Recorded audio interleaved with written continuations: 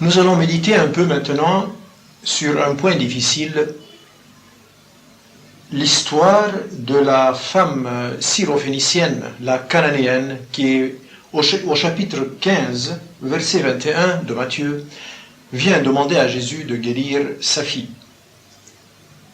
Jésus se retira dans la région de Tyr et de Sidon. Or, voici qu'une cananéenne, étant sortie de ce territoire, se mit à lui crier « Aie pitié de moi, Seigneur, fils de David! Aie pitié de moi, ma fille est fort malmenée par un démon. » Mais il ne lui répondit pas un mot. Ses disciples s'approchant le sollicitaient. « Fais-lui grâce qu'elle nous poursuit de ses cris, mais enfin exauce-la et qu'on en finisse celle-là. »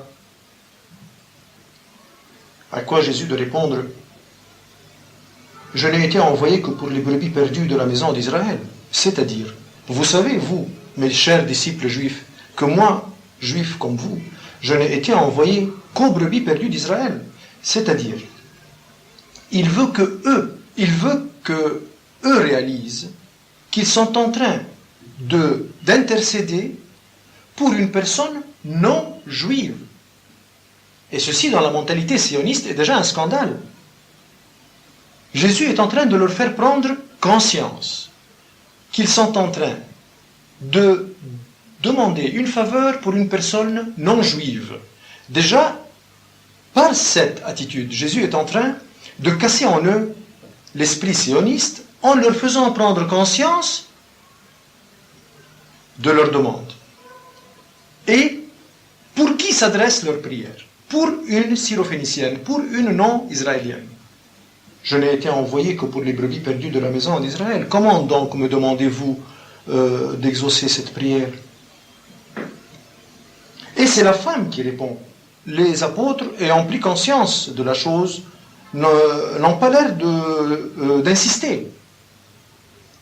La femme étant arrivée et se tenait prosternée devant lui en disant « Seigneur, viens à mon secours !» Il lui répondit « Il ne sied pas de prendre le pain des enfants pour le jeter aux petits chiens. » C'est-à-dire, toi, syrophénicienne, non israélienne, tu veux me demander à moi de guérir ta fille, mais toi, tu ne crois pas au message que nous portons. Pourquoi me demandes-tu de guérir ta fille, puisque tu ne crois pas au Dieu que je représente? Il ne sied pas que je donne ce qui appartient aux croyants à ceux qui n'ont pas la foi. Il ne sied pas de prendre le pain des enfants, des croyants, c'est-à-dire, pour le jeter aux petits chiens, c'est-à-dire aux païens, c'est-à-dire qui n'ont pas la foi, c'est-à-dire qui ne croient pas au Dieu que je représente. Et la femme reprit, « De grâce, Seigneur, aussi bien les petits chiens mangent-ils des miettes qui tombent de la table de leur maître. »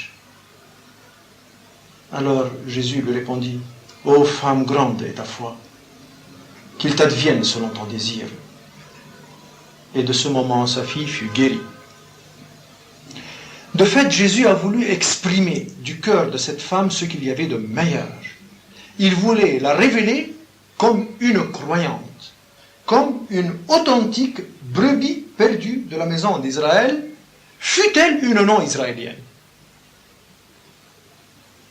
Réfléchissez sur ce point, comme je vous l'ai présenté, et vous découvrirez que toute cette histoire n'est pas une attitude sioniste de la part de Jésus, mais bien au contraire, une attitude non sioniste, mais pédagogique. D'abord, il veut que les apôtres réalisent que, par le fait même qu'ils ont demandé cette faveur à l'égard d'une non-israélienne, c'est que de fait, ils ont déjà la tendance non-sioniste dans leur cœur, universelle. Ils ont cet amour universel pour tous les hommes, indépendamment de leur race. Ensuite, il veut que la femme, elle, réalise qu'elle s'adresse à lui, qui est le représentant de Dieu, et qu'elle appartient à un peuple qui ne croit pas à ce Dieu. Donc, elle aussi doit prendre conscience qu'elle ne fait pas partie de la société où elle est, qu'elle croit au Dieu que lui représente. Il est en train de susciter en elle la foi, il est en train de lui faire prendre conscience à elle-même qu'elle appartient au peuple des croyants. Il est en train donc, Jésus, de faire un double jeu d'une pierre deux coups. Il est en train de déconditionner et ses apôtres, de les déconditionner de la mentalité sioniste et de déconditionner la syro-phénicienne de sa condition de païenne.